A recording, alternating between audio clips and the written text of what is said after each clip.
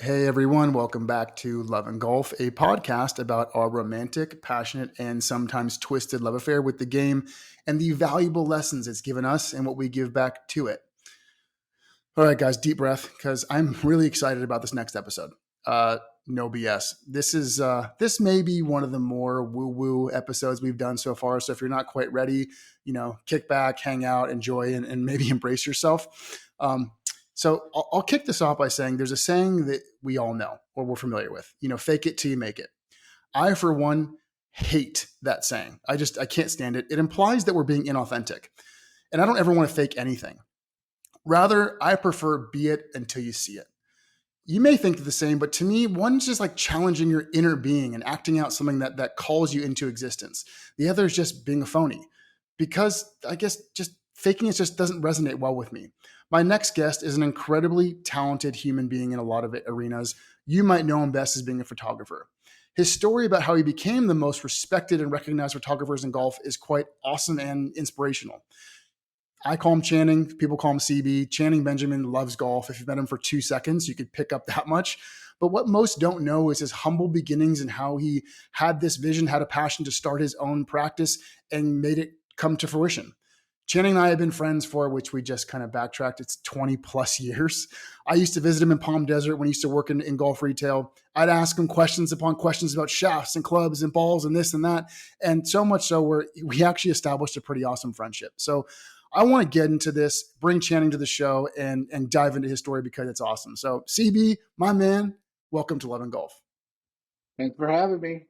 Glad to be here. Dude, I'm excited to share my story with you, and I'll be as candid and honest as possible. And I don't think we'll need to bleep anything out. I'll be on my best behavior. dude, I don't want you on your best behavior, homie. Like I think we've had so much fun playing golf in Cali and up and down the coastline. I mean, we did a trip up to Pebble in that area. We played down by you, dude. We've had a lot of fun together. And every time I see you play, for those who don't know, Channing is a stick. Don't let his kids go. No, no, no. Dude. The dude, somehow you look at his swing and it's not bad, dude. I'm not saying it's bad. I'm not going to trash talk you, but I didn't know it's like a +1 scratch golf handicap. That's just like, damn. I'm a grinder, bro. That's what it is. I don't have a good swing. Here's the truth, though. I've never been taught to have a good swing. I never took golf lessons. I learned how to play golf um, by watching golf and incorporating my own rhythm. Everybody says, "Oh man, it's so smooth, man. It looks like you're not." You move the ball though, and I know that that power comes down at the bottom. It's not in a quick tempo thing. I grew up playing tennis and not golf, and I was able to transfer a little bit of that into my game. And so, yeah, I'm not a +1 though. I'm a one. I was a +1. I got to a one, and people say you're a stick, but it's all relative. I know guys that'll wear me out daily, and I have to work really hard. And plus, when I go out there, it's not easy. Golf is really hard. I don't know if anybody watched John Rahm's interview today after the Bay Hill tournament, and he had to be bleeped out because he goes, "You know what, guys? Golf is effing hard." He goes, "I could not play golf today because it's a tough game, and every time I go out and play, I say the same thing. It's like I can't. I like to have headphones on and music and have a little vibe, but if I'm playing for real, I gotta stay in. So that's kind of how I got to that point. I took golf seriously. The game. It wasn't like go Yeah. out and drink a 6 pack and hang out with my boys. I wasn't trying to do that. I was trying to figure out what is up with this game. So Yeah. yeah. Anyway, that's my uh, that's my golf story that way in the way. He's just How setting everybody up because if you run into him, he's going to take you for all your money. Just that's a I'm gonna fact. try. I He's may going not, to. but No, I'm gonna there's try. no trying. Go give me two aside. Okay, whatever. Take it. So I want to. So, dude, there's so much I do want to talk about in kind of like this 45-minute hour window we have. Um, and dude, you and I could rap, and we have talked offline, and we could just talk and riff for forever. But for the sake of this podcast and trying to get people some information, bro, I got to tell you, man, I'm an entrepreneur. Everyone knows I've done this for my life. It's a grind. It's hard. Talk about a grind. The life of an entrepreneur is hard. Um, Dude, I look at your path and your journey to where you are now, and people go probably look at you and your social media and your client work and everything you've done, especially for Pebble Beach resorts of all places. And they're like, oh my God, fuck this guy. He's got such a great life. but they don't know the half of it, do they? They don't know what you put in. They don't know the hours you've logged. They don't know. So, bro, like to I really want to get into some of that story, not to tell the story as much as to inspire people. Like, bro, starting something is not fucking easy. Starting, excuse my language, we can cuss because I'm going to do it on this one. But it's like people think, dude, like you start something, people think you have this idea, you start it, and they see the magical effects it has, and it's like, oh my gosh, being an entrepreneur it's not easy. So that's the crux of this, because you felt something inside of yourself, you believed in it, your family believed in it, you went for it, and I don't know if it was a gamble per se, but you bet on yourself, and you're winning, and I love that. So let's start from the top, man. You were in golf retail for how long? You've always Yeah. loved golf? Actually, bro, sorry, guys, bear with me here. Let's go before that. How did you find golf? You mentioned you were a tennis player. How did you get bit by the bug? Let's start Yeah. at that point. So that's thanks for the kind words. I appreciate it. I've been grinding and it's paying off. But we have to go back a little bit. So I'm from Indiana, from Indianapolis, born and raised. I lived there as a PK. If you're familiar with PK, it's a preacher's kid. So I was born and raised in the church. My dad was a pastor, one of the largest African American Disciples of Christ denomination churches in the country. And I was very blessed growing up in that environment. A lot of love, a lot of support. No immediate family. Like I have no aunts, uncles, cousins, grandparents. But I have this church family, and they helped to raise me.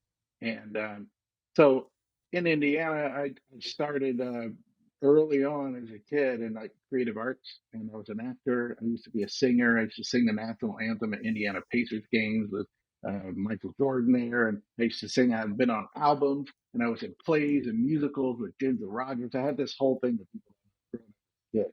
And so I was always kind of in front of the camera. And then as I got older and got out of high school, I wanted to get behind the camera. So a part of my production experience was my dad's church had a telecast. And they used to be on Forces Network and BBC Network, and he was out there. And so they had this production studio in the church, and I got in there and I was like, wow, look at this switcher and all these I was like, this is legit, right? So I actually worked on being in television early on through that television ministry, and I became pretty good. But music was always my passion. So I was a drummer. I did a lot of stuff. I played drums and played in a band and blues out in bars, and like I used to play. Uh, so I got into music television. And, Bro, how have we uh, been friends for 20 plus years? I knew none of this already. I knew I none of know, because this. most people, well, this is the backstory that doesn't matter when we're on the golf course, right? But when we're in, having a beer, I would tell you my story. I mean, this is my story, though. So, I got into music television. So I interned actually at an ABC affiliate locally, directing a talk show. And after that, I was working. By the way, I was in college. I was paying for my own school at Indiana University. I was paying my way through college. I actually went to Hampton University in Virginia for a year, and things Hmm. didn't go right. I got an apartment my first year, and that was not a good program because it was. I needed to come home and refocus, and that's what I Right. did. Yeah. But my parents weren't going to support me anymore. They were like, "We're not going to school. You're paying." So I'm working. So then here comes the grind part. So I started working, paying for my school, and I need a job. So I need to make some good money. And so I went to a place called Deer Creek Music Center in Indianapolis, which is like uh, Hollywood Bowl in LA, or like Poplar Creek in Chicago. There's a big amphitheater where people come to see major acts perform. Right. So I got the job as the concert video director at Deer Creek Music Center, directing shows for Metallica, for Phish, for Sick. Prince, for Barry Manilow, you name it. These guys are coming through, and I was really good at it. So my production experience early on in directing and switching afforded me an opportunity there. And then I started working for the Indiana Pacers, doing all the in-house production work. So if you go to, a big see those major screens and all Yeah. the Yeah. stuff in between. It's a big show. So I'm 22, and I'm kind of killing it at this point. I'm like, wow, I got all this stuff going on, and I did some stuff for some other big names, and then I got an opportunity to move to LA in '99, in the fall of '99, and I was the video director for NSYNC and Britney Spears. So in No Cisco kidding. and Pink, these were my groups, and so I traveled all over the place. All over the country and the world and directing these concert videos that you would see at the Rose Bowl. And you saw it like you when you get 80,000 people, you can't see anything except for what I'm calling the shots. I'm telling camera guys what to shoot. So I've always had a vibe. Wow. I always was creative. I could always see the shot, but I had no understanding of equipment necessarily. I Mm-hmm. always had an engineer who would do the shading of the cameras. I'd tell them it's too hot or something, but I don't know. I'm looking to tell these guys what to shoot. While Right. I'm on the road, and just before I moved to LA, I learned the game of golf. So one of my best friends, he and I used to party a little bit, and he uh, he and I got the Tiger Woods. This is a true story, I swear to God. Tiger Woods EA Sports. This is like '97 or something. That game came out, and it was you know, we're hanging out, we're playing this game all the time. This Tiger Woods. I learned the game of golf through Tiger Woods EA Sports game. I didn't know a nine had to go 130, 175. Press a button, you know. I'm like, well, four irons, 200. So I literally don't know club selection. I don't know the game. Have you at this time? Have you I've ever never hit told golf balls? anybody Have you this. hit? Have you hit golf balls before? When I was a kid in Indiana, my godmother's husband had But it must your time raised. must have been like 15, 20 years until now when you pick up Tiger Oh Woods yeah, 97 and you're all of a sudden yeah. getting into golf because of a video game. I hit balls in a cornfield. I'll never forget this guy had wooden club, wood, and I would go out there and he had these old balls. They had a little red stripe on them. I hit them into the cornfield, and I was like loving that. And but it didn't mean anything to me. It was more. So I didn't understand the game. Never been in a country club. I didn't. So yeah, learned that game, and then buddies like summertime in Indiana, so spring. So you don't get a few months of good weather. They're going out to play them. Oh, one more thing about golf. At that same time, my barber who used to cut my hair, we'd go out and, well, I shouldn't say this, but well, my barber that used to cut my hair one day in his car, we went out to his car and he showed me he had golf clubs in his trunk, in his back seat. And I thought that was the weirdest thing in the world. I'm like, this is I'm telling you the story, right? I'm like, what do you do? He's like, oh, well, after work I'll go play 9 holes. I'm like, do you have your clubs in your car? I don't understand what that's about. Oh, So bro, it's all of this is hilarious. happening at the same time, and so my buddies decided they were going to go play golf, and I'm going to go with them. And I remember being super nervous about transitioning from this video game to the real thing. And I didn't ever go to the range or practice. I just was like, I need a niner. I know what it's supposed to go. So I chopped my way through the summer with my buddies. And that was in '97, '98. So '98, I kind of picked up the game. Um, Unfortunately, my buddy, he passed, which is one of the saddest things for me. He was one of my really good friends. He got a brain tumor and he passed. And I'll always credit him for getting me out there and getting into the game of golf. But when I moved to LA in '99, I actually moved to LA and then I left LA and I started traveling for a couple of years with these bands. I'm like, I don't even live in LA, right? I'm like, I'm not from LA, but I'm in LA, but I'm actually on the road. When we're on the road, roadies, some of them play golf. And I'm like, man, when you're in the Compact Center in Houston, you're in like the Tacoma Dome, all you want to do is like get outside, breathe in some fresh air. Well, it was like, Yeah. so how are we going to get to play? Oh, I know. I'll never forget. We had rehearsals for NSYNC in Orlando, and uh, the stage manager, who was like probably the only real golf nut out there, Anthony, he ended up trading tickets to the concert that we had in Orlando to the head pro at Bay Hill, and we had tickets to go play like Bay Hill, and this was like a huge. I knew Bay Hill from the video game, right? I'm actually going Oh to go my play. gosh, that's I'm going to go amazing. play Bay Hill, and I Oh my suck. God. But wait a minute, but these guys suck too, right? So they're no good. So we're all gonna go play Bay Hill. We're gonna trade the head pro or GM ticket. And I played Bay Hill for the first time in like in '99 or something. Uh, Wow. Either way, do the road stuff, learn the game through playing a little bit out there. And then when like NSYNC broke up, Brittany like lost her mind. They all stopped touring. Kate started doing her own thing, but I came back to LA and it was like, what a run. It was like, so now what? What am I going to do? Because, that tour is over and I'm like, well, been on tour with these guys and this is, I can get a job easily. I actually couldn't get a job easily in that arena. I had some other stuff pop up where I did some things at Irvine and amphitheater, and I started doing what I did at Deer Creek for them, but that wasn't the gig. And I was like, I don't know, I don't play golf. I made some money. I had a couple years worth of like I could chill, right? And so I decided to play golf, and I played golf. I remember for years straight. And my girlfriend was like, "You need to get a job," and I was like, "No, I don't." It's like I'm actually learning the game of golf. I go to Rancho Park, Time out, time hit out, time balls. out, time out, time out, dude. So wait, let me get this straight, just because I gotta connect these pieces. Yeah, So you're on tour for this long for some of the biggest acts of all time, like in the '90s especially. yeah. Uh, they all break up, they're done.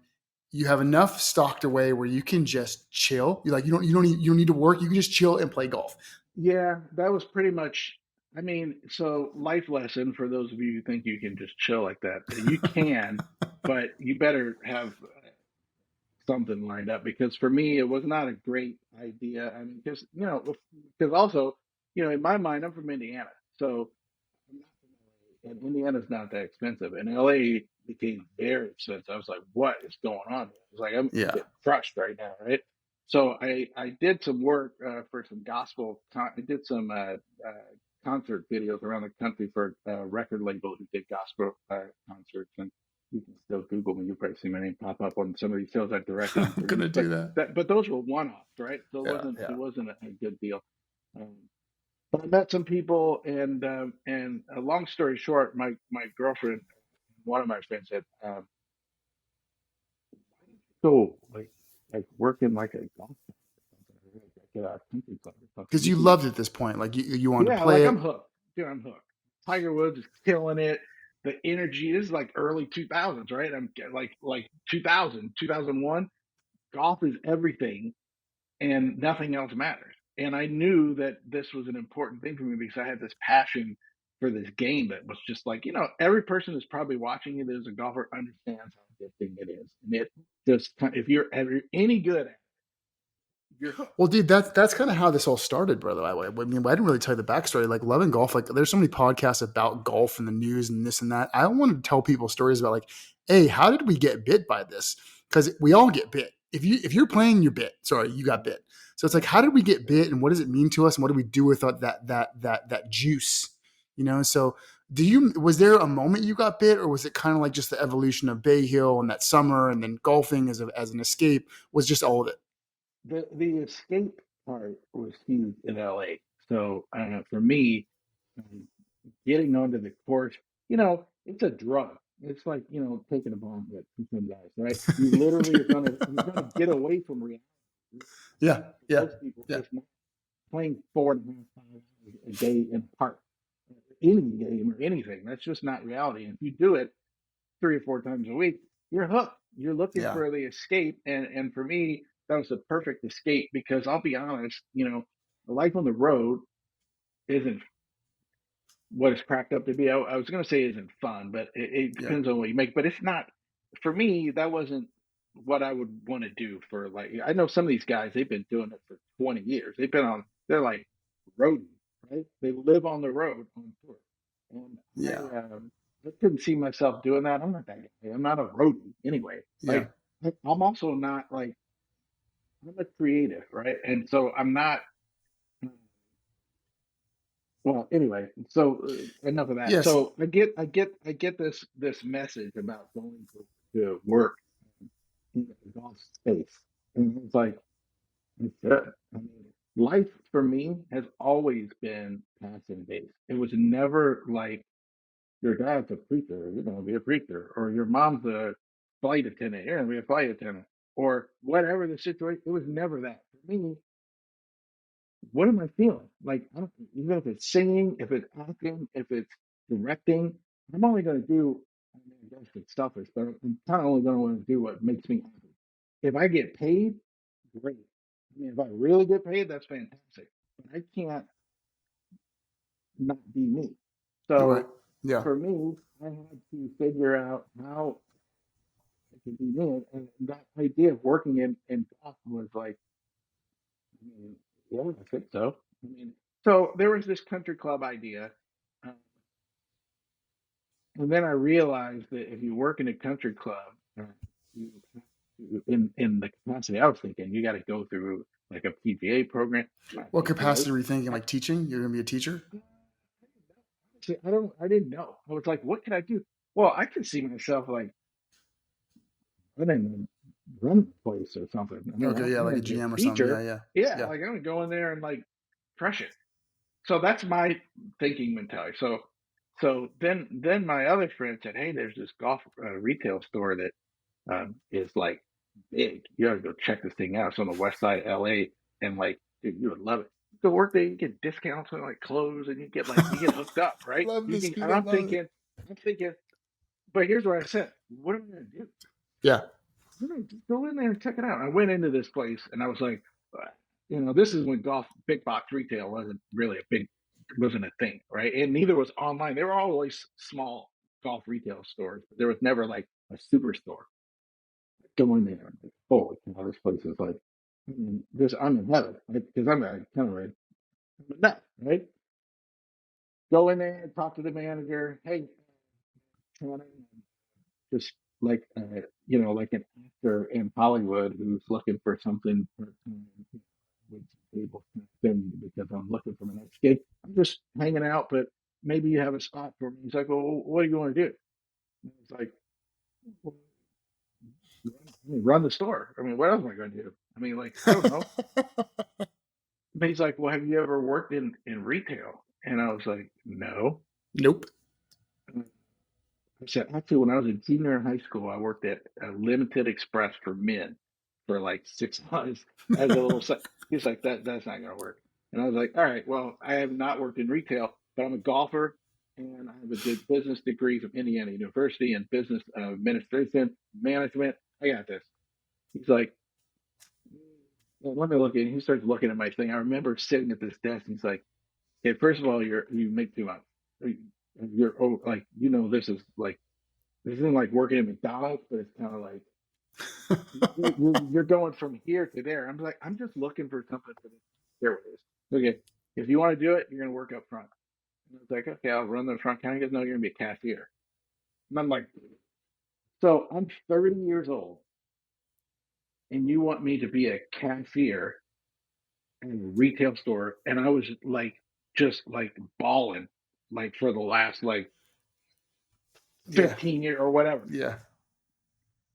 So I remember saying, you know what, man, let me think about it. I was like, I can't. I mean, am I going to work like a cashier, like ringing people up? I have never rung anybody up in my life. This is like, That's funny. I Yeah. hope to God, no one sees me in this store that I know. And I'm like ringing It's funny how somebody that up. happens too, right? Like we feel like we earn a place in life in a different industry, and then like it somehow magically correlates to the other industry when it's like I don't care. It's like you're new here, so and then that there's like and I think It's everyone who's gone really, through it has a sense of yeah, entitlement like that. Yeah, it's really hard to absorb and to it. I mean, here's the thing though, I didn't have to do that. I mean, so I made a choice to humble myself, yeah, get in an entirely different environment, entirely different space, be in the golf space. yeah. Which is what it So takes, man. anybody, Like it takes that, and like I forget. I had a conversation like earlier with somebody about like how there's so much networking we do in the world. I'm not talking like networking events, but like you go golfing and you go get a drink with your buddies after something. Like it's hard for me to communicate and like connect with someone that hasn't had the struggle or hasn't had to humble themselves.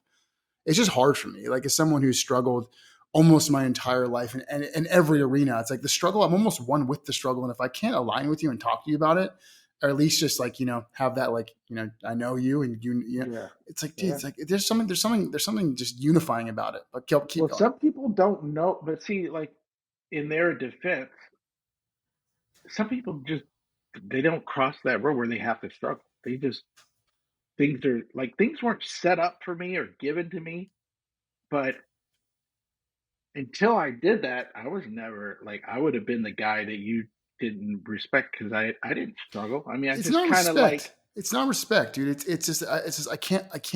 I have a hard time connecting. It's not like I respect a lot of people. okay, Like it's just like okay, it's just connecting with someone. You know what I mean? yeah. Well, it's important to know that for me, I was not broke, but I was like a couple years into not working and Yeah. living in LA, and Right. I said to myself, uh, if I decide to do this, this might potentially. I have a serious passion for this game, so this is like a career move almost. So Right. like, Right. Right. what am I really going to do? And Yeah. so when I accepted that position, I accepted it in humility. I remember standing at the counter, ringing somebody up for a pair of shoes that I felt like it just felt like you hit an all-time low. Like you're actually ringing. You're this little high school kid. You're doing what this kid does. However, I went home and I reassessed everything and said, well, this is the means to here. So this guy told me if I just do these things and learn this business, then I can run the store. So, all right, well, how long is it going to take me to run the business, learn the business? He's like, listen, you've been up here at the front counter for 2 weeks. Everybody loves, like, he's like, uh, you're obviously, Charismatic, and people like you, and like oh want to yeah, be you're around obviously you. Yeah. here, yeah. And I'm sorry, obviously people feel like you're the like so my gift is in connecting with people, so True. Yeah, that's a that's a fact. huge thing for me. So my Yeah. thing growing up, so I told you the backstory. I grew up in a church, grew up with thousands of people. I know how to deal with people, I know how to read people, I know how to communicate.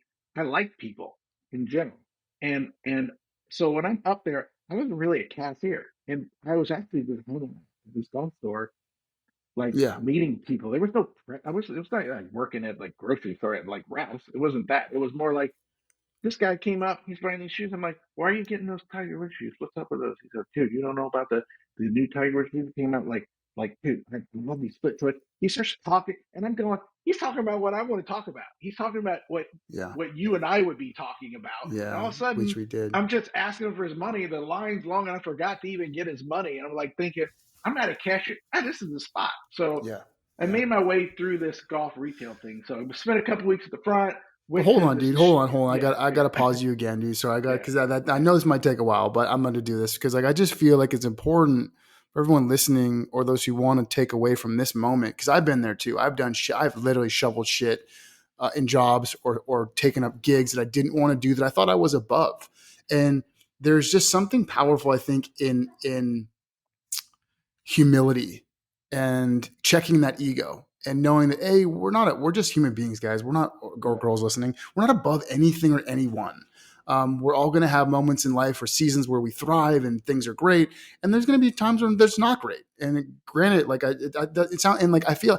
By the way, someone, my friend, right now came to me, and she's like a sister to me, and she asked me, she's like, I gotta, like, my boyfriend and I are like on the rocks, and I just lost this job. She's in the culinary arts. She's a baker. She's just baking mm-hmm, and cooking, and she mm-hmm, just lost that. The restaurant closed. She's like, "What am I going to do?" I'm like, and like, whatever you can do to survive, because you're not above surviving. You just got to, the survival has to kick in. You like stop thinking your way through the problem, just get action. So she ended up getting a job at a local Top Golf, and she thinks she's just like, I was cooking this and that and making like 5-star cuisine, and now I'm literally a hostess at Top Golf. I'm like, just to your point, CB, like sometimes you got to trick your own ego. Like, no, you're not working at Top Golf. You are temporarily learning a different skill or right, networking with some people to get to a different place.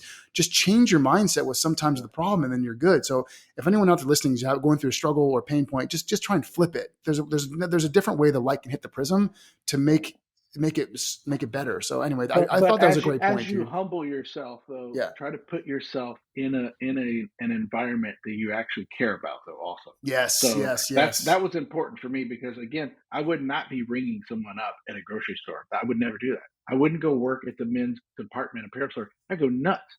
Like what I needed was to be in my space where I felt like I would be talking to you or anybody else about the same thing, whether I was standing here in this golf retail store or I was on the putting green. A We're still hundred talking percent, about the dude. same thing, and Yep. so that helped me. And as I transitioned through the store, so into this story is it was about 6 months of being. It was like 3 weeks at the front counter, um, 2 months in the shoe department. Okay, you crush that, then let's go to the club sales department so you can understand the club sales. It was about 6 months of that, and the next thing you know, I'm running the store. Well, okay, so it took a year to figure out how things work because this is not a normal retail store anyway. Because they do youth clubs and it's like two different stores in one store, and equipment changes. I remember the Pro V1 and that just came out. The 983K Titleist just came out. It was the same time Ernie Els filling this Titleist Pro V1 ball and this 983K. That's all I remember. That was exactly when this was going on, and things were hot. I mean, things were great. Everything was like it was cool. I wasn't making the money, but I wasn't trying to really. I was trying to figure out where I'm going to go. Uh, this is 2001. Oh, no, I'm sorry. This is 2003 through 2004. I met my wife. I will continue with this story real quick. I met my wife. She was the buyer at that store. And I Oh, remember that's awesome. this hot chick walking around in the apparel department. I was like, I'm gonna get with her at some point. But again, I don't want to mess everything up here. But we ended up dating, and then she left, and she ended up working at Bel Air Country Club as the buyer there. So then we were really dating.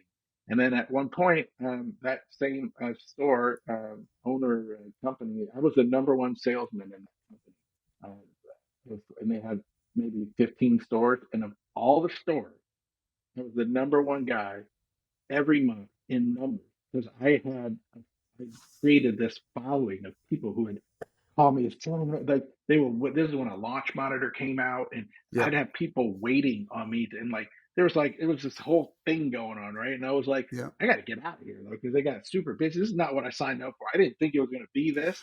Bro, I gotta say though, like your superpower is connecting with people. Like you're so charismatic. I don't. That's not even a fucking word. It's like you're like this magnet, dude. Like every time I'm even virtually around you, it's like you just have this like radiated great energy. People want to be around you. That's your superpower. I got that from my dad, the pastor. It's the PK of me. I think I was The able PK. to The just be PK. around people and be able to like it's a charismatic thing.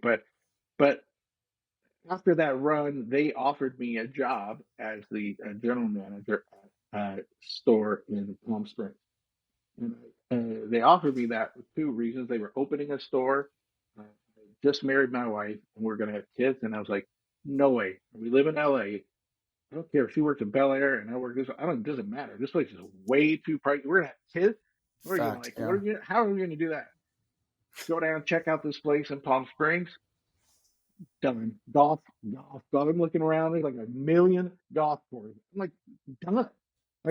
Yeah. It's like a Yeah. no-brainer, right? It's only 2 hours. I don't care about the heat. I don't care about anything. This is a chance to run my own gig. So let's fast forward a little bit between 2006 or five or whenever that was to about 2010.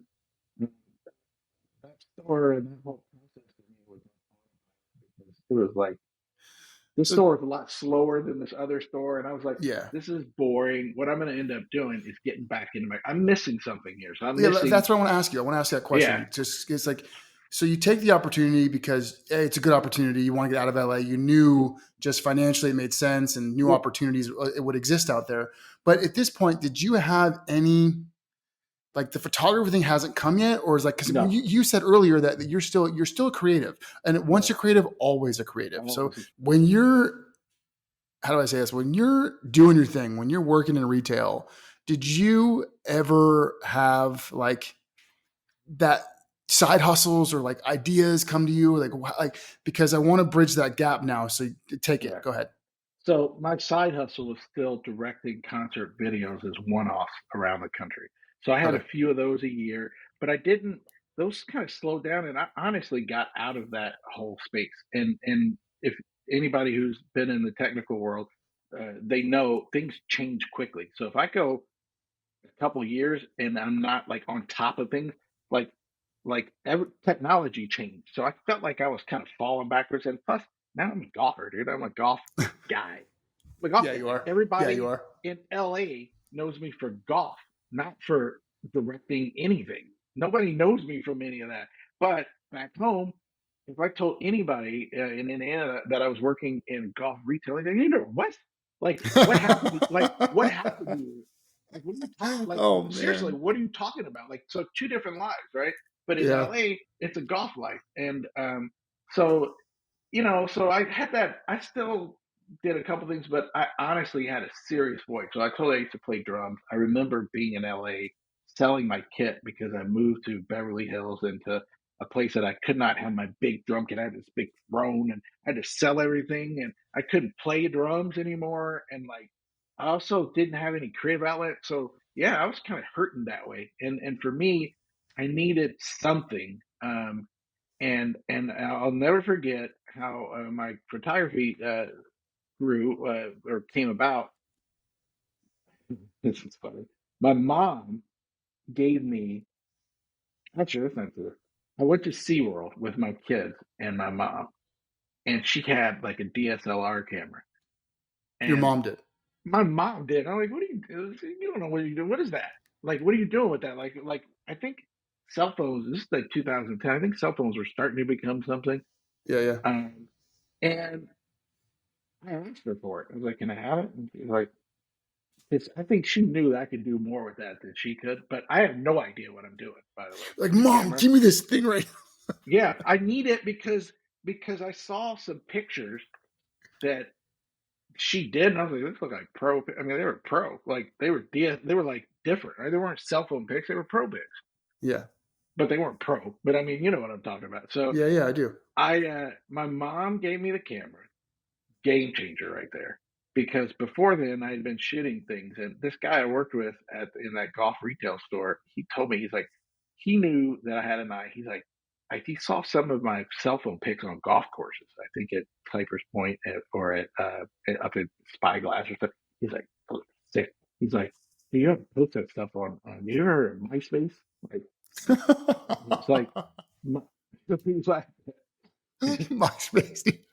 that's what it was. He's like, and so he Oh gave me this man. MySpace link. I remember setting up this thing, and I was like, I'm gonna put some on there, and I don't know what I'm doing with it, but I'm Yeah. gonna do it. And so I Yeah. did it, and then right after that, then I think Facebook came out, and I remember posting some things on Facebook. And you're posting. Are you posting like to like a Cell personal phone, page? cell phone, Yeah. yeah, It's a person. personal Like page. you're just sharing your outings. So it came.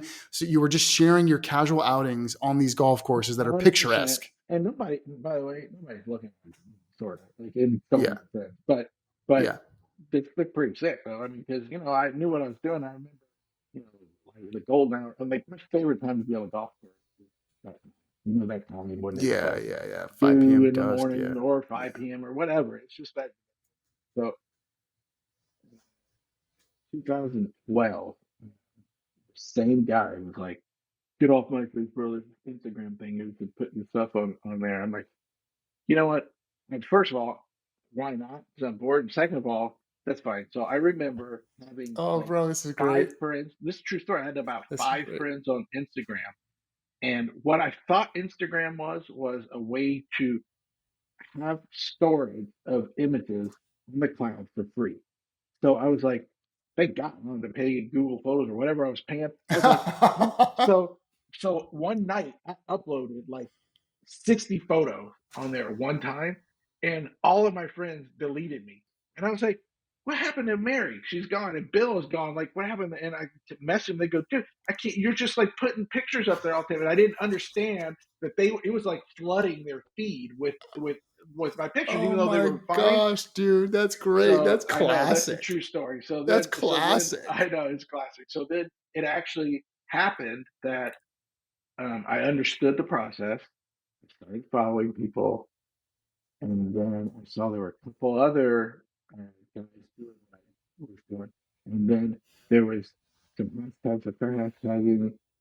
All of a sudden, I looked and I had like 100 followers. I'm like, this is like in 2012. I was like, this is pretty cool. And then it kind of started blowing up because started people started sharing my stuff. It was a Hmm. very organic growth because people share your stuff, and then Golf Digest came up with a hashtag called "Why I Love This Game." That's actually Mayo. I think he came up with that, and it became a very trending because there was no real like hashtag for. And plus, I don't know. By the way, I don't know what hashtag. Yeah.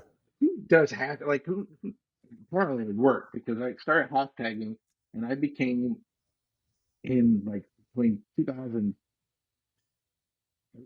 and 2016, maybe the most reposted golf photographer in golf. Remember Golf Works WRX?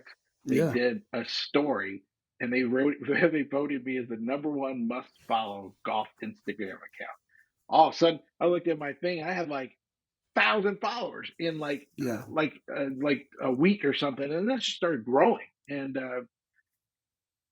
so then I started taking that DSLR. So this is I'm still shooting cell phone pictures, by the way, like these nothing professional, but cool shot, like kind of a wide angle of like down, like player perspective of the bunker and like getting detailed stuff. And I started learning how to shoot for social, Hmm. which Yeah. is like it's not a big landscape shot off the tee box. Right. Anything. It's got to be something tight, something that people can relate to, and something that produces a player perspective, and that's what people relate to.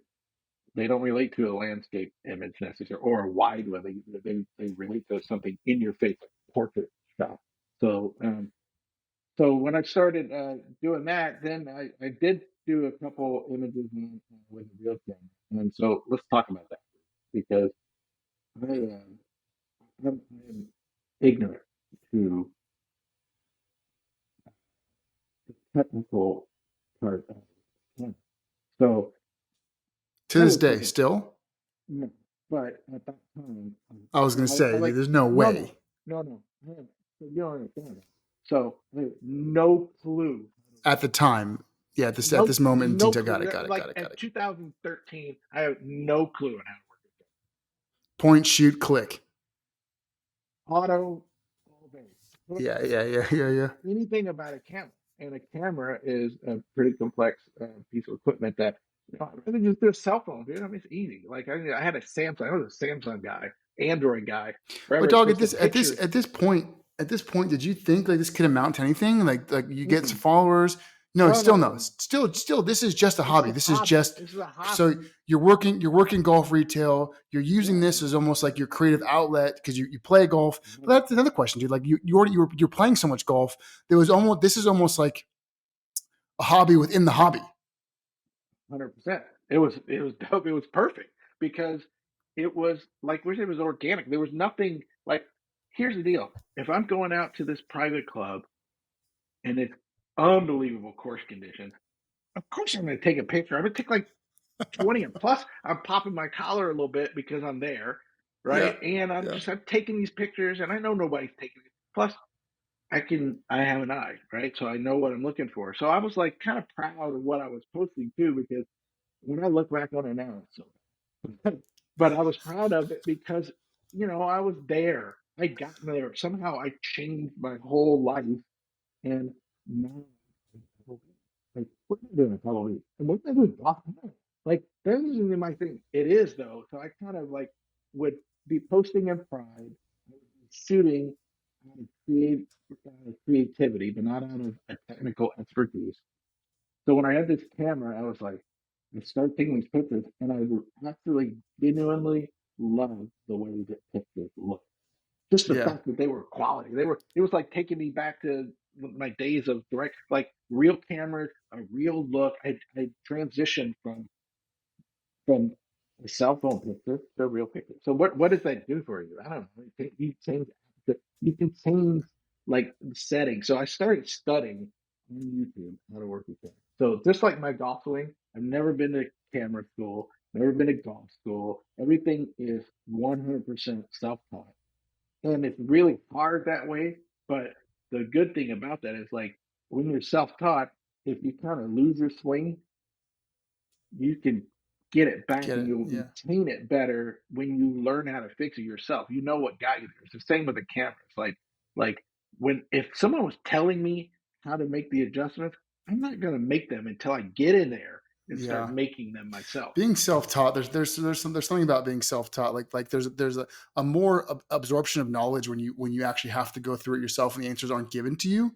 Yeah. So I'll say that. And then another learning lesson within the story, as we're doing it live, is for anyone listening, please, for the love of all that is holy in the world, do not expect to be good out of the gate at anything. If you are great, kudos I'm, to you. It's I'm awesome.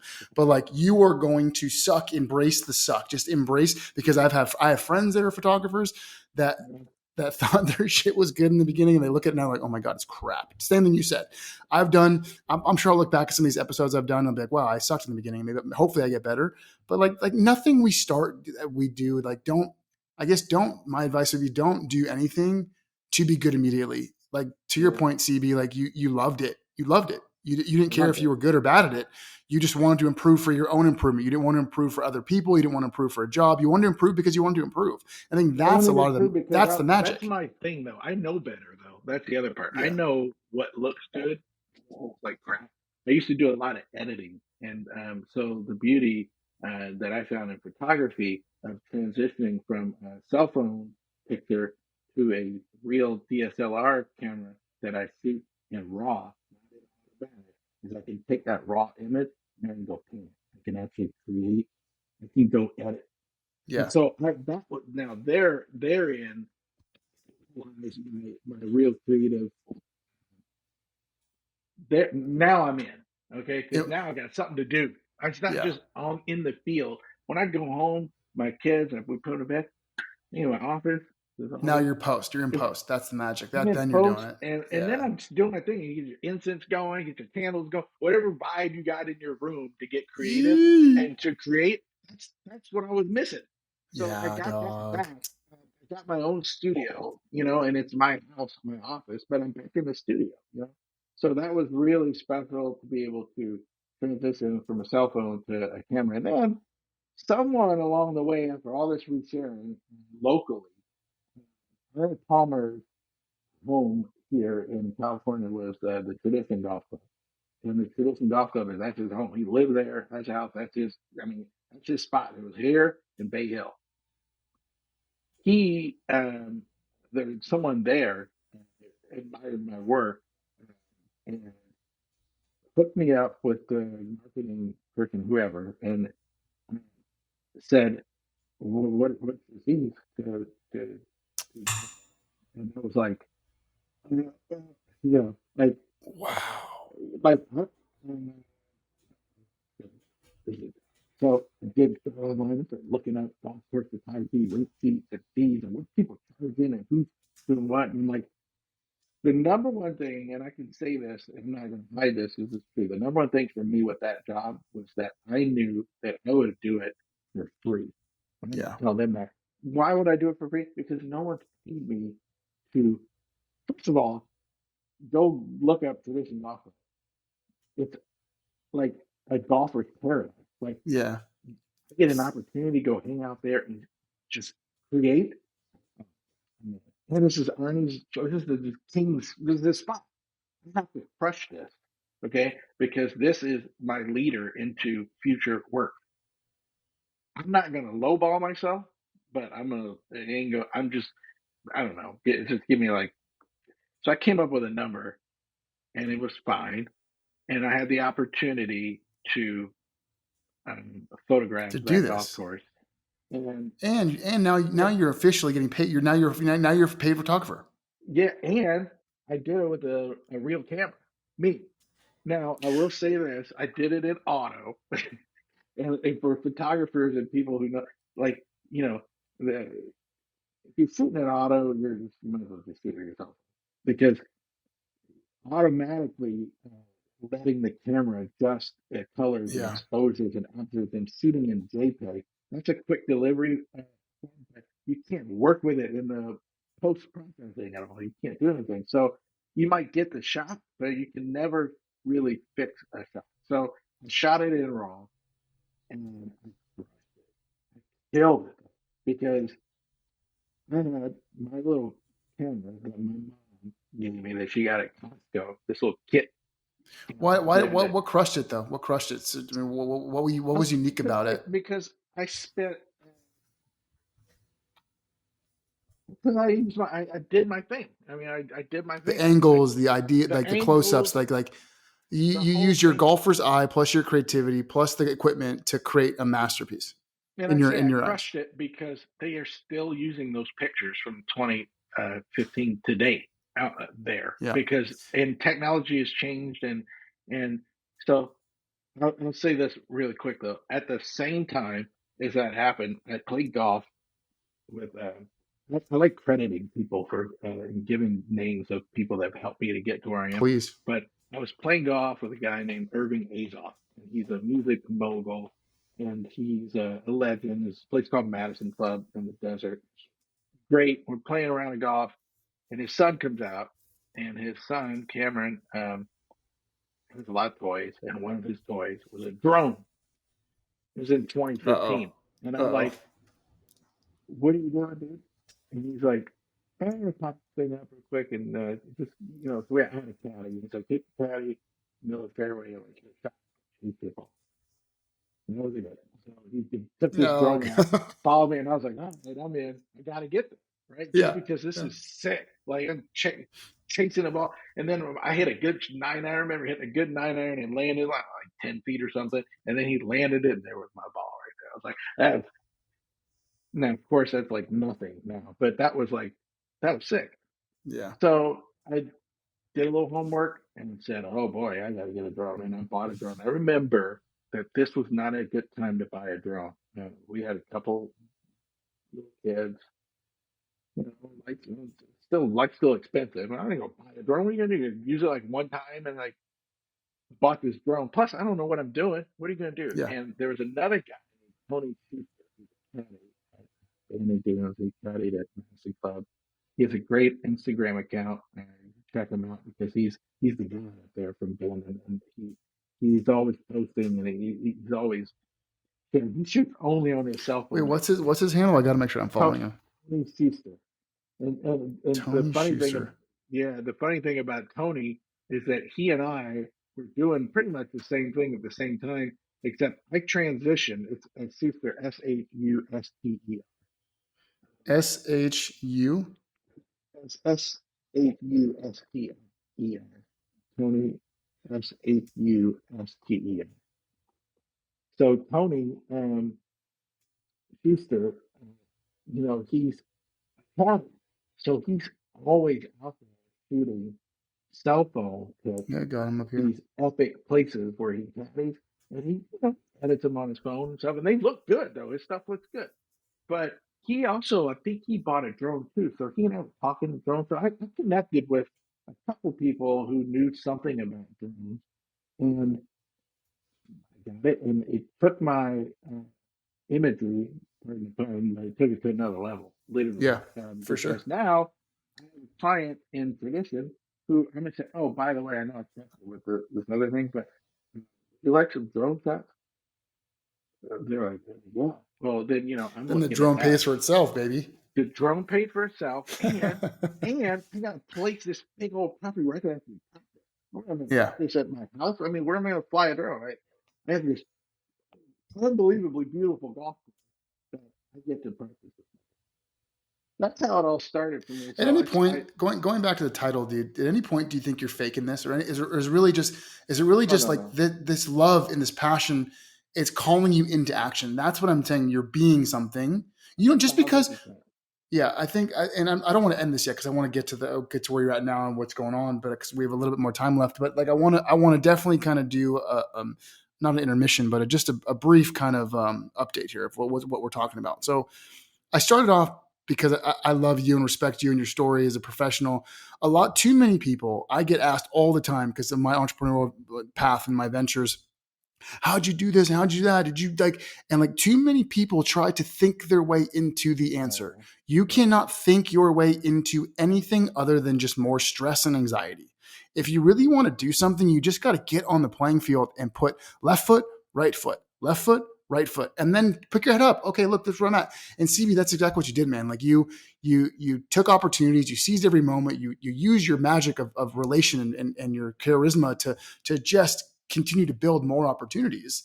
And then, Man, you're so right with that because that's exactly how I looked at going about this. Is it's passion based. That makes a big difference. But I have to tell you this though. This is the other part that I'll never forget. You have to have haters in your life. You have to have people who don't believe in you or people that don't think that you're what you think you are. You have to have some haters who don't give you the love. Because if everybody's just shouting, "Oh, Michael, you got it going on, you do it," you need some people to go, "Dude, you're never gonna. You, 100. what are you doing?" I had a couple people in that golf retail management situation think that I remember people just go like you're posting it like they made fun of me for posting on Facebook when Facebook first came out, and I remember going, maybe I am. I'm trying to think of a politically correct word, this, but maybe I am. Maybe it is lame. Maybe I am being lame. What are you doing? What are you doing? Like, Yeah. like, like, like. I remember they were making fun of me as if like get a life kind of thing, and Yeah. and I was only posting it because that was I wasn't posting it for them, you know. But these are the haters. And then I remember guys that would come up and go, "Dude, you don't know photography. You don't really know what you're doing. What are you doing, bro? Just Hey, handle fucking newsflash. Nobody really yeah, knows what they're doing, by the yeah." way. I know. I don't know what, but I would be candid. But those people, I in my mind, I wanted to impress them, and I wanted to show them I do know what I'm doing, and you don't know what you're Yeah. talking about. Yeah. Let me amend that really quick. If you are practicing a trade and doing it long enough, you know what you're doing. But everyone starts somewhere. Everybody starts somewhere. And when guess what? When you start anything, you don't know what you're fucking doing. Sorry. So, Yeah, and I think you're right, man. The haters just don't. They see someone in action like you, and go, "Damn, I'm much safer when I don't take action." And he scares me because I wish I could take action. So it's really yeah, just it's the jealousy of not having enough confidence in self to just do something. And bro, I I, I talk about you. You don't even know. I talk about you all the time, just as someone who I'm blessed because I don't know. I guess I've messed up so many times that people come ask me for advice, and there's like, yeah. and I use you as a reference point, man. Like you cannot think your way into it. You can't think your way into a solution. You just have to stay in action. And bro, that's your story. You literally have been in action your entire life, and you just keep in action. I'm staying busy and I'm blessed that way too because I told let me tell you so there were a couple professional leaders though too so here's the other part this is the part that got me really going there are a couple guys you know their names I'm never going to say their name that messaged me on social media and told me to like stay in your lane, meaning like don't come to our don't like what are you doing at this club? Like so they're threatened. So they saw my work and they were threatened by the fact that I was actually doing really well. I was in the first Golfers Journal magazine to come out and I worked for Bally Neal and Golfers Journal. Right when that hit and That like bothers whenever me. that was, that sent I got a couple messages and all it did was fire me up. They had no idea. They just screwed up because now I'm going, wait. So But basically, you own that lane in your mind, and you own this portion of golf industry. This you own California golf. No, so I'm going. Well, what I need to do is continue to do what I'm doing because obviously I'm doing things right, and I'm just going to let the haters inspire me, which yeah, they did, and I'm glad they did because actually I was getting kind of lazy. I sat back for a little while and I was like, all right, I got it. And then I realized that no, I don't have it though, and they were right. I mean, I was kind of pushing the envelope there, like going, getting these contracts to do this work that that I'm a newbie. Oh, that was the other thing. Yeah, you're a new. like I remember that as like a deterrent. I didn't want to tell anybody that I just picked up a camera in 2015. Tell anybody that because they're going to take the guy who's been shooting for 10. But you know, little did I know though that that guy who's been shooting for 20 years is old school. I have a fresh perspective. I have Right. a new, Right. I have Right. a whole new thing that people like better than the old school guys. So go with it. And I took that as incentive, and I created a business and outside of golf retail. I was able to leave golf retail and quadruple my income compared to what I've done, even with NSYNC and those days of that, I've created a business, and I didn't mean to though. That's the other thing. That was Right. never Yeah. my Yeah. Yeah. intention, and I meant to just. I always say, they don't even know I'd be doing it anyway. Like I would be shooting. That's what I did before. You paid me. Now you're paying me. It doesn't even make sense. Like I feel guilty, but I'm not going to tell you that because Bro. Yeah. Go ahead. anyway, Finish. I've kind of honed my craft though. It's become it's a real thing. It's a real business, and I try to create new perspectives every time I'm in a Yeah. place. I've been able to develop the golfography experience, which I'm looking to do big things with in the future. We've already done some pretty cool things, It's but like teaching. it You're is, teaching people, right? yeah, it's a golf photography workshop where you don't need to be a photographer to be involved. You just How need fucking cool is that, dude? That you use the energy from the hater saying, stay in your lane. You're like, fuck your lane. I'm going to yeah. open this lane up to anybody who else wants to come into the lane because I'm going to Well, help be more you know inclusive, just why? like what Because golf there is. are a bunch of people in that lane already that Yeah. no. You know how many people go out and do what I did with their camera? Like they love taking pictures when they're on the golf course. Everybody. They're not even Everybody. photographers. If you're a They're just golfer, you're taking pictures. Yeah. you're taking pictures because you're in a cool place. You want to remember this time with your friends. Well, why not learn how to do it a little better? And if you're not interested in that, a lot of people are just interested in hanging out with me. I have this like social influencer presence thing, and people know me. I've become like it's just funny. I go anywhere in the country, and it blows my wife away. We'll be signing the check at the beach. Like, girls like, are you are you the guy that does the pictures of the golf? And my wife's like, what the freak? And like, I get a lot of that, and it's because I'm out in public. I mean, I'm a public guy now, so people know who Yeah. I am. But some people want to come to the golfography to hang out with me. They want to come to hang out with my guests. Like I have Patrick Hannick there at many of these events, co-hosting to these golf party guys.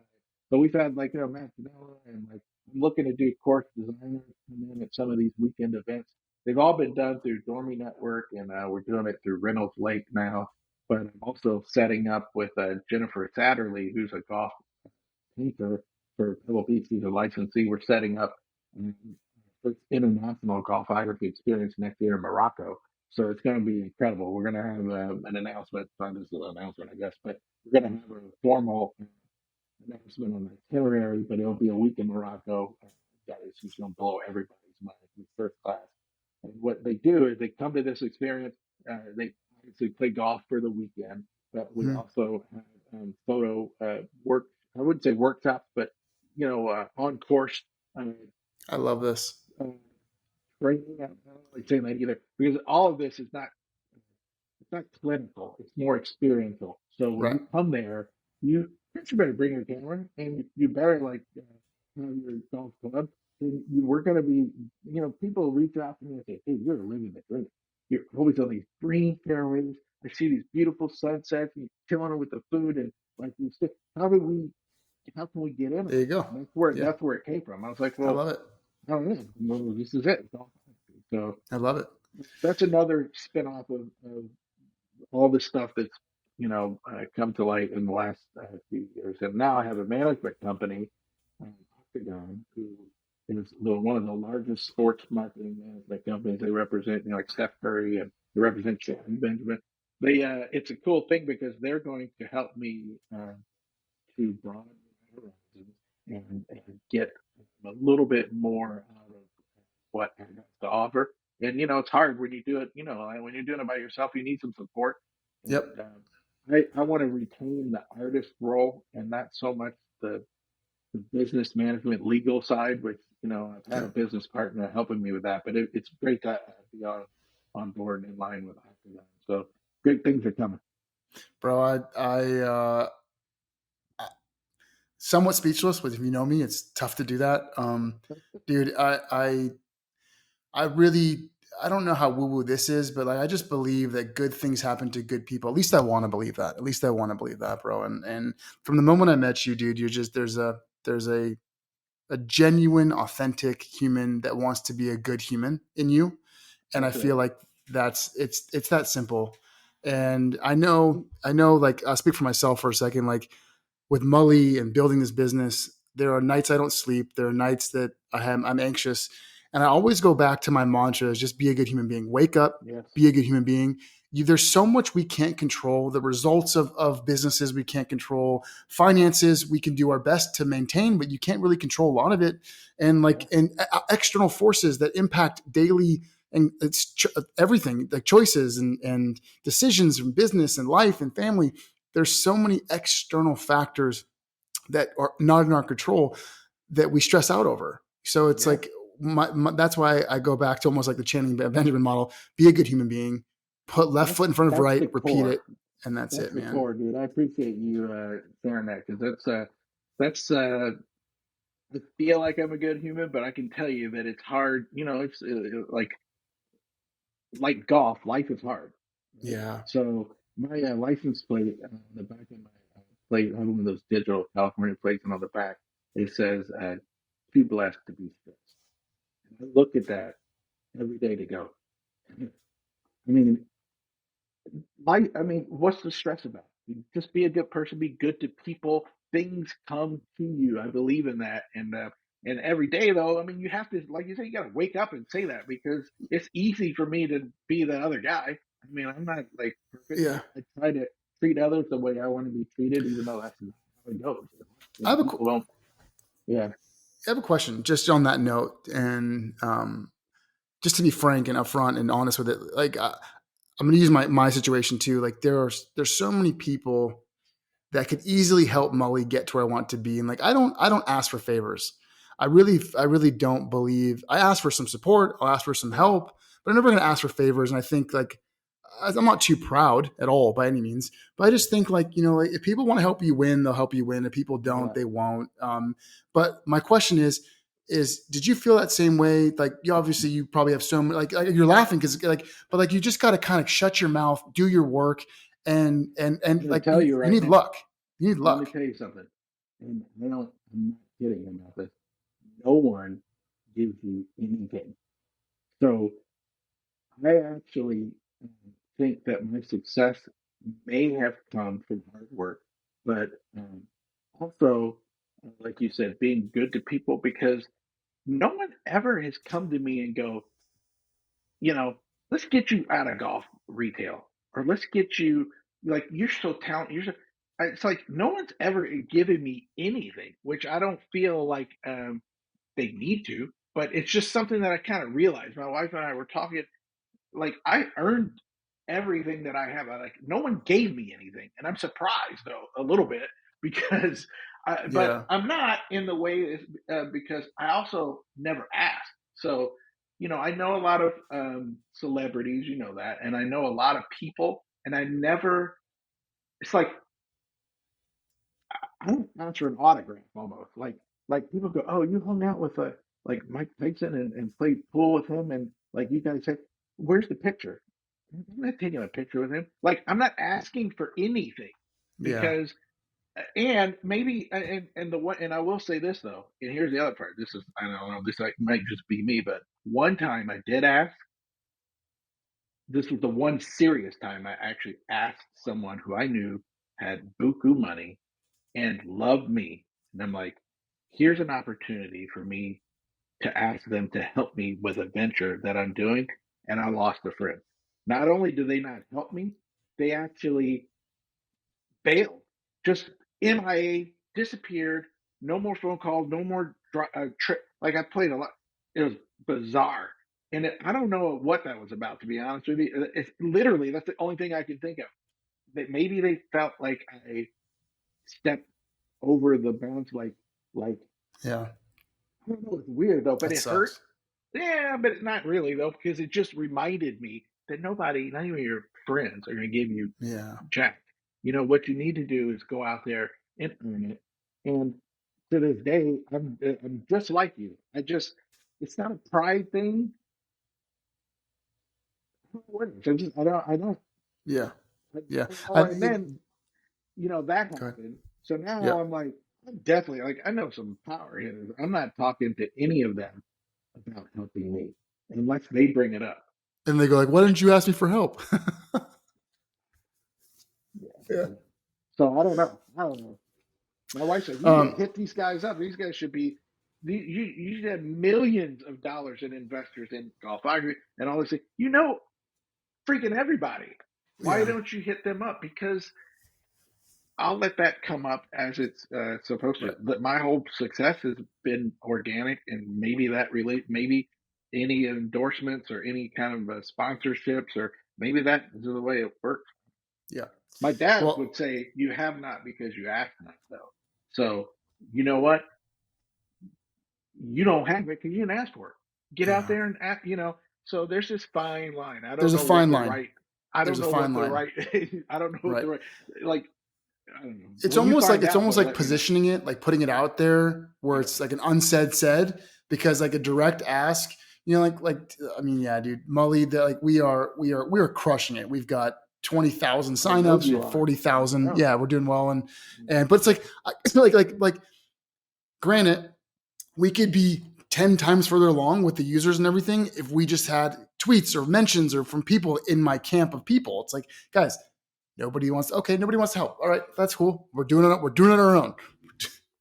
What's that? What is that? What is that? You took the clip. Yeah. Fuck it. We're doing it live. Yeah, we're doing it live. Yeah. I mean, relationships are everything now, and Yeah. so I have to feel really comfortable with someone to ask them for something. However, if somebody asks, so this is the other thing with me being a good person, if somebody asks me for something, I'm usually going to do it. I mean, it depends on what it is. Same. If I can help Same. you, of course I'm going to help you.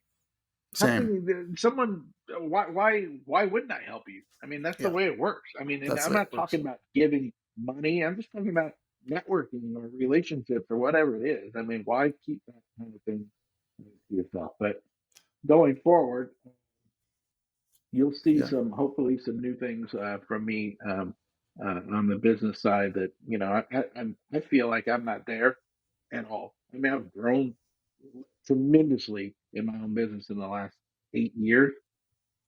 I'm not even close to where I need to be, and Yeah. I think that in the end, you'll see some big things Love it. with Well, the dude, I want help to of wrap up others. now. I want to wrap up now because we're going to do another episode just on golfography and other things. All right. I want to do the key takeaways from this episode. You guys, if you don't follow Channing Benjamin Photography, still is that it? Your full name Yeah. with photography? Yeah. You guys got to go check it out. Follow him if you just want to follow a good dude and support just a good business and a good man. He's your man. Um, from a friend, dude, talking one to one. Thank you for taking the time to share your story. Of course. I'm sure there's a lot more we could have covered in that hour and 15 minutes. But I promise you we'll do it again, a different update and maybe a different topic. Call this episode CB1, where we educate people on just how to take that first step. The key takeaways in mine, I'll let you tell your key takeaway in a sec, but mine would be, I've harped on this enough. Don't think your way to the answer. Just take the first step. See what happens after the first step. Maybe take 6 steps, then evaluate, but just start taking some steps. Lean into your passion, lean into something you love. Don't expect to make money or be good in the beginning. Those are my key takeaways. CB, I'll let you take it, man, and then we'll wrap. I tell you, you just nailed it. My key takeaway is 100%. And just reassessing what I've said was everything I'm doing is passion based, and I don't think that you could be happy in life not doing what you have a passion for. So you know, stay in your lane that way. Go with your passion, and you'd be surprised. You'd be surprised yourself. You want heaters in your life. That was the other thing. Heaters are good. Heaters are not a bad thing. I'm gonna remember that. I'm gonna go find some haters on social to fire me up again. Who's hating on me right now? Uh, Thanks, dude. bro, I so appreciate you. I'm happy for I, you too, and you're killing it. I, And we can do a part two whenever you want. I'd love to talk about golfography because that's my lead my legacy project where Yeah. I'll never retire. When you're in your passion, you'll never retire. You're just going to do, Yeah. what you love to Agreed. do, and that's Agreed. what I want to be in the next 10 years. So, So part two will be about that, and you're going to give me 4-side, which is going to be great. It's going to be great. your index? No way. What? No. I'm like a 6'5" now, or We'll 6, play 7. straight up. We'll play straight up, and then the next round we'll adjust. We'll see how it Here we goes when go. we play Here we straight go. up. See this? All right, guys. Appreciate you listening. CB, love you, man, and I'll talk to you soon, Thanks, brother. buddy. Thanks for hanging out. You All right, got it. bye.